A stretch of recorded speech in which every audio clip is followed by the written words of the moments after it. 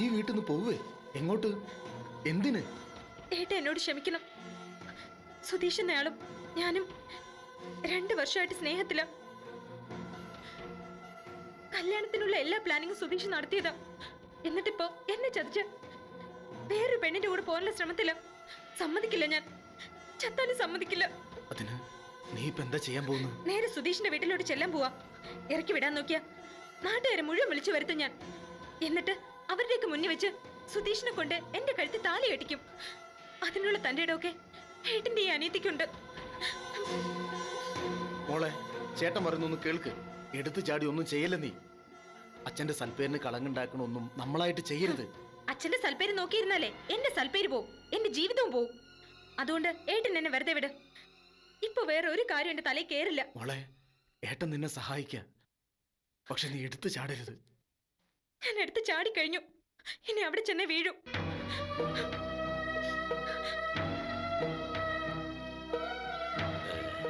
കാക്ക കണ്ടറി, കൊക്ക് കൊണ്ടറി. മോളെ, മോളെ നിക്ക്, നിക്കാൻ. അച്ഛാ, ഇവളോട് പോകരുതെന്ന് പറ. അച്ഛനെ ഏട്ടനെ വിട്ട് നീ പോകരുത്. നിന്റെ കാല് പിടിക്കുക ഏട്ടൻ. ഏട്ടൻ ഇങ്ങനൊന്നും പറയണ്ട. ഇതെന്റെ ഭാവിയുടെ കാര്യം, എന്റെ മാത്രം ഭാവിയുടെ കാര്യം. അതിന്റെ തീരുമാനം എനിക്ക് ഇന്ന് തന്നെ അറിയണം. മോളെ, നീ ഇഷ്ടപ്പെടുന്ന ചെറുപ്പക്കാരൻ ആരായാലും ഏട്ടൻ ആ കല്യാണം നടത്തി തരും. പക്ഷെ നീ ഇങ്ങനെ ഒരു അനാഥയെ പോലെ ആ വീട്ടിൽ ചെന്ന് കയറരുത്. നിന്നെ വളർത്തി ഇത്രയും ആക്കിയത് ഇങ്ങനൊരു ഇറങ്ങിപ്പോക്ക് കാണാനാണോ മോളെ? ഞാൻ ഇതൊന്നും മനഃപൂർവ്വം ഉണ്ടാക്കിയതല്ല. അങ്ങനെയൊക്കെ ആയിപ്പോയി കാര്യങ്ങള്.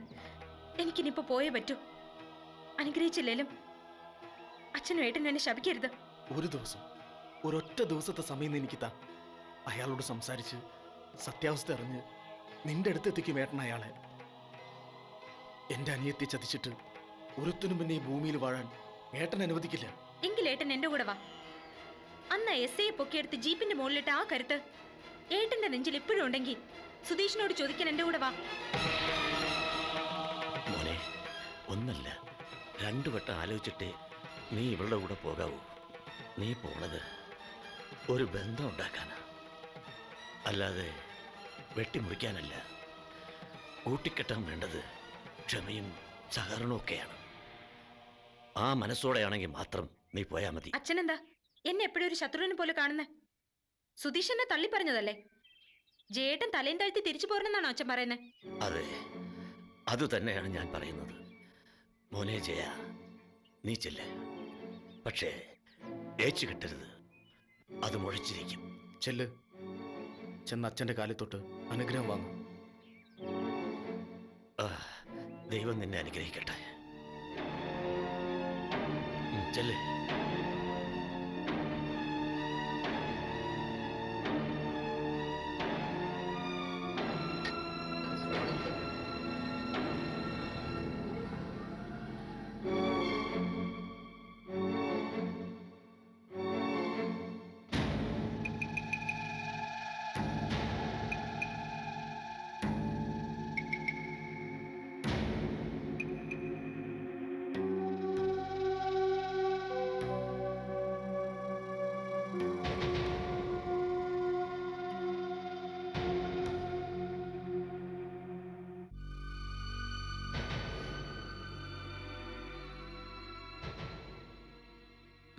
ഡാഡി. മോളെ, ഞാൻ ബുക്ക് ഷോപ്പിൽ പോകാൻ ഇറങ്ങിയതാ. ഇവിടെ എത്തിയപ്പോൾ മോളെ ഒന്ന് കണ്ടിട്ട് പോകാമെന്ന് വെച്ചു. എന്താ നിനക്കൊരു ഗ്ലൂമി ലുക്ക്? എന്താ മോളെ, ഡാഡിയോട് പറയാൻ പറ്റുന്നാണെങ്കിൽ പറയൂ. ഏയ്, ഒന്നുമില്ല ഡാഡി. 1-2 സ്റ്റാഫുകൾ അത്ര പോരാ. പറഞ്ഞു കൊടുത്തിട്ടൊന്നും മനസ്സിലാവുന്നില്ല. സ്ഥിരമായി സംശയം കൊണ്ട് എന്ന് മറ്റുള്ളവരുടെ ജോലി തടസ്സപ്പെടുത്തുകയും ചെയ്യും. ആരാവര്? ഞാൻ അവരോടൊന്ന് സംസാരിച്ചു നോക്കാം. അല്ല, മാനേജർ സുധീഷ് എവിടെ? വന്നില്ല ഡാഡി. വൈ, വിളിച്ചു നോക്കിയില്ലേ? Mobile switch ഓഫാ. എങ്കിൽ വീട്ടിലൊന്ന് വിളിച്ചു നോക്ക്. വീട്ടിൽ ഫോണില്ല ഡാഡി. എന്തു പറ്റിയോ ആവോ? സമയം 10:30 ആ, സുധീഷിന്റെ ബൈക്കിലുള്ള യാത്ര വേണ്ടെന്ന് പറഞ്ഞേക്കെ. പിന്നെ ടിപ്പർ ലോറിക്കാരന്റെ മരണപ്പാച്ചിൽ കാണുമ്പോ എനിക്ക് പേടിയാവുക. ഡാഡി നിന്നെ പേടിപ്പിക്കാൻ പറഞ്ഞതല്ല, ഒഴിവാക്കാൻ പറ്റുന്ന റിസ്കുകൾ നമ്മൾ ഒഴിവാക്കണം, അത്രേ ഉള്ളൂ. He is getting about 40,000 salary. ഒരു ചെറിയ കാർ വാങ്ങാൻ പറയണമെന്നേ അത്രേ ഡാഡി ഉദ്ദേശിച്ചുള്ളൂ. പണം വേണമെങ്കിൽ നമുക്കൊരു ലോൺ കൊടുക്കാം, അല്ലാതെ അവനതിൽ അപകടം പറ്റുന്നൊന്നും ഉദ്ദേശിച്ചില്ല. Leave it മോളൂ. അതല്ല ഡാഡി, സുധീഷ് ഒരിക്കലും മൊബൈൽ സ്വിച്ച് ഓഫ് ചെയ്യാറില്ല. I M worried. അല്ല, മാനേജർ വന്നില്ല എന്ന് കരുതി നീ ഇങ്ങനെ വിഷമിക്കുന്ന എന്തിനാ? പുള്ളിക്കാരനെപ്പോഴും ബെറ്റർ ഓപ്പർച്യൂണിറ്റി നോക്കി പോകുന്ന ആളാ. വേറെ ഏതെങ്കിലും കമ്പനിയിൽ ഇന്റർവ്യൂവിൽ പങ്കെടുക്കുകയായിരിക്കും പുള്ളിക്കാരനിപ്പോ. അതാ മൊബൈൽ ഓഫ് ചെയ്ത് വെച്ചിരിക്കുന്നത്. ഏയ് ഇല്ല, സുധീഷ് അങ്ങനെ പോവില്ല. എന്താ ഇത്ര ഉറപ്പ്? അത് വേറൊന്നുമല്ല daddy. He loves this job. He loves this job?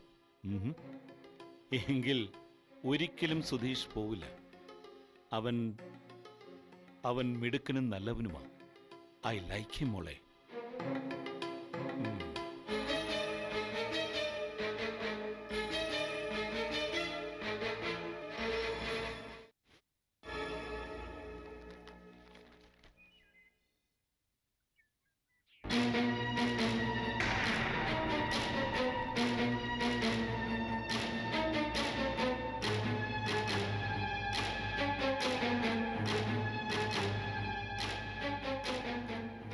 ആരാ സുധി?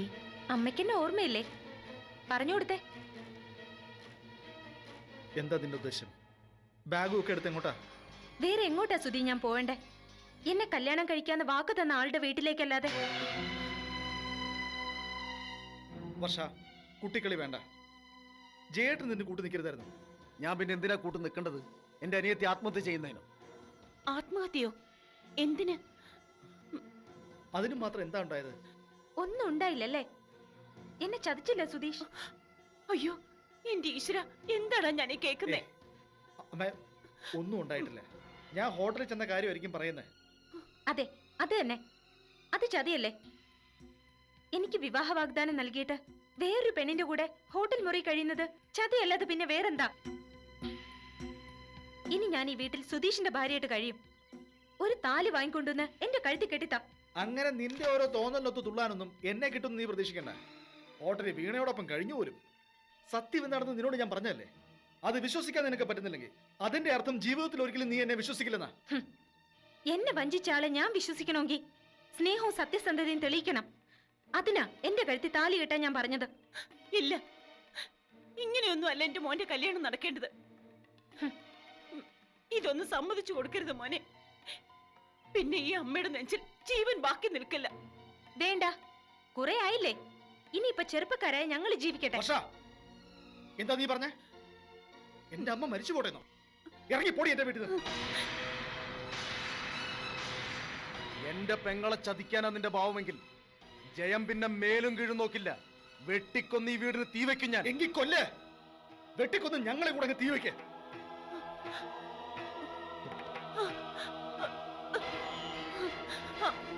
മോനെ, അമ്മേ, അമ്മേ, അമ്മേ, എന്താ അമ്മേ? ഇറങ്ങി പോടാ. എന്റെ അമ്മയെ കൊലക്ക് വിളിക്കാനാണ് നീയൊക്കെ കയറി വന്നത്. പോവാൻ. അമ്മേ, അമ്മേ വാ. ഇനി ഇവിടെ നിന്നാ എന്റെ കൈ കൊണ്ട് ഇവൻ മരിക്കും. വാ.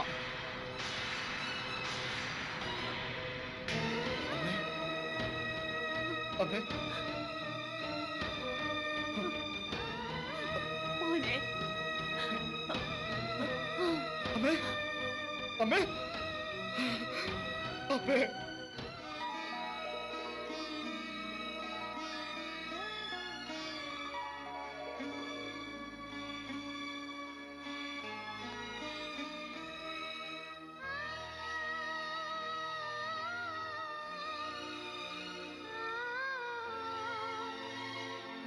വീണേ,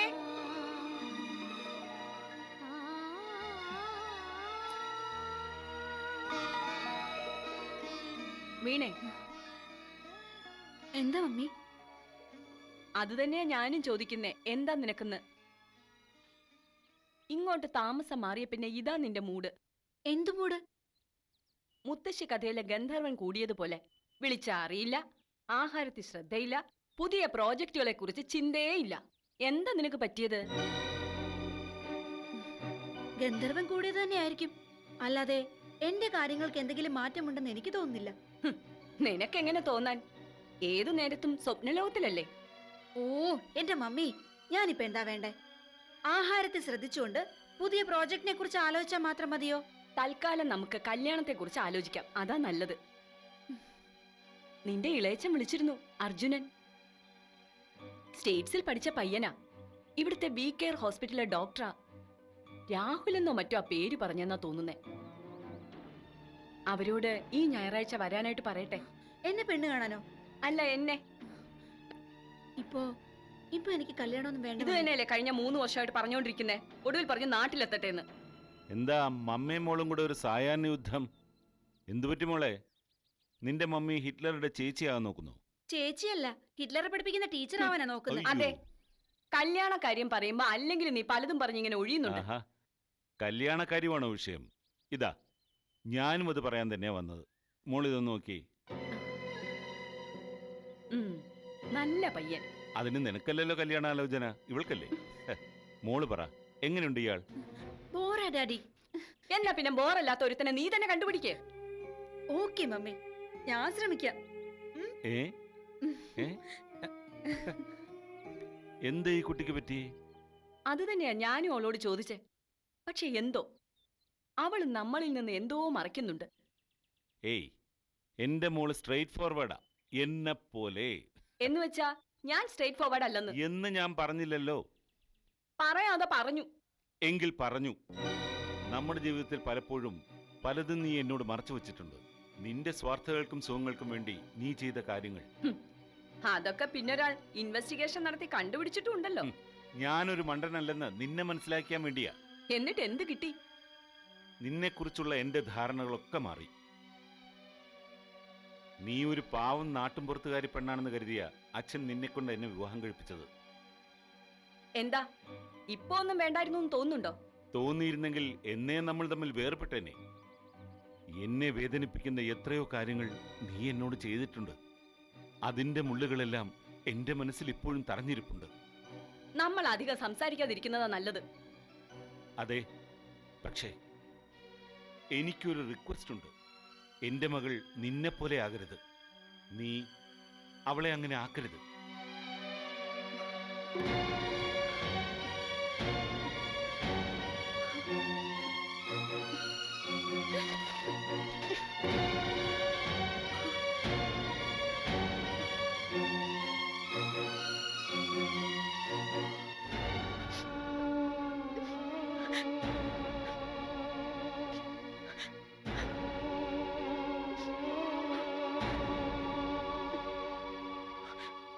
ഞാൻ പറഞ്ഞില്ലേ മോളെ, നമുക്കെല്ലാം പറഞ്ഞ് ശരിയാക്കാം.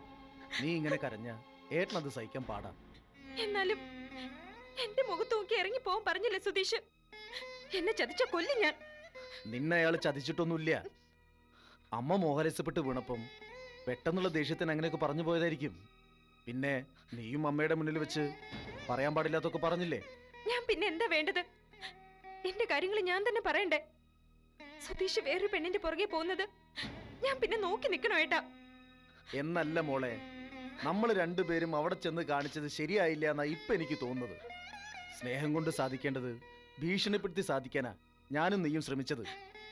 അവനൊരു പുരുഷനല്ലേ? സ്വന്തം അമ്മയുടെ മുന്നിൽ വെച്ച് അപമാനം ഉണ്ടായപ്പം സുധീഷ് എന്തൊക്കെയോ പറഞ്ഞു പോയതാ. അതൊക്കെ ഏട്ടൻ ചെന്ന് കണ്ട് നേരെ ആക്കിക്കോളാം. അപ്പോ ഞാൻ പറഞ്ഞെടുത്ത് തന്നെ കാര്യങ്ങൾ എത്തി അല്ലേ മക്കളെ? അച്ഛൻ കരുനാക്ക് വളച്ച് ഓരോന്ന് പറഞ്ഞിട്ടാ ഇപ്പൊ ഇങ്ങനെയൊക്കെ ആയത്. അച്ഛൻ പറഞ്ഞ കാര്യങ്ങളൊക്കെ അതേപോലെ നടന്നിരുന്നെങ്കിൽ അച്ഛന്റെ ശിഷ്യന്മാരൊക്കെ കളക്ടറും എഞ്ചിനീയറും ഡോക്ടറും ഒക്കെ ആയേനെ. നിന്റെ ഏട്ടൻ കോളേജിലെ ലെക്ചററും ആയേനെ. ആ, എടുത്തു ചാടരുന്നേ അച്ഛൻ പറഞ്ഞുള്ളൂ മോളെ. അതുതന്നെ അച്ഛൻ ഇപ്പോഴും പറയുന്നത്. കല്യാണം കഴിക്കാന്ന് വാക്ക് തന്നിട്ട് സുധീഷ് എന്നെ ചതിച്ചോട്ടെ എന്നാണോ അച്ഛൻ പറയുന്നേ? ഇല്ല, ഏട്ടൻ ജീവിച്ചിരിക്കുമ്പോ നിന്നെ ചതിക്കാൻ ആരും സമ്മതിക്കില്ല ഞാൻ. അച്ഛൻ പറഞ്ഞ പോലെ തൽക്കാലം എടുത്തുചാട്ടം വേണ്ട. മറ്റേ പെണ്ണിന്റെ കാര്യത്തിലുള്ള സത്യാവസ്ഥ എന്താണെന്ന് പോലും നമ്മൾ അന്വേഷിച്ചിട്ടില്ലല്ലോ മോളെ. അത് അന്വേഷിക്കാൻ ഒന്നുമില്ല. വീണാന്ന് അവളുടെ പേര്. അവള് സുധീഷിനെ വലവീശി പിടിച്ചിരിക്കുക. എനിക്കത് ഉറപ്പാ. മോളെ, MD-യും മാനേജരും തമ്മിൽ കൂടെ കൂടെ കാണും, സംസാരിക്കും. ചിലപ്പോൾ ചില മീറ്റിങ്ങുകൾക്ക് ഹോട്ടലുകളിൽ പോയെന്നും ഇരിക്കും. എന്ന് വച്ച് അതിനൊക്കെ വേറെ നിറം കൊടുത്താൽ എങ്ങനാ? ഈ അച്ഛൻ എന്താ പറഞ്ഞിട്ട് മനസ്സിലാവാത്തെ? ഞാൻ കൊച്ചുകുട്ടിയൊന്നും അല്ല. MD മാനേജറും തമ്മിലുള്ള ബന്ധം എങ്ങനെയാണെന്ന് മനസ്സിലാക്കാനുള്ള ബുദ്ധിയും വളർച്ചയൊക്കെ എനിക്കുണ്ട്. അത് സന്തോഷമല്ലേ? അച്ഛനേക്കാൾ മക്കൾക്ക് ബുദ്ധി കൂടുതലുണ്ടെന്ന് കേൾക്കുമ്പോൾ സന്തോഷം മാത്രമല്ല, അഭിമാനം കൂടിയാ.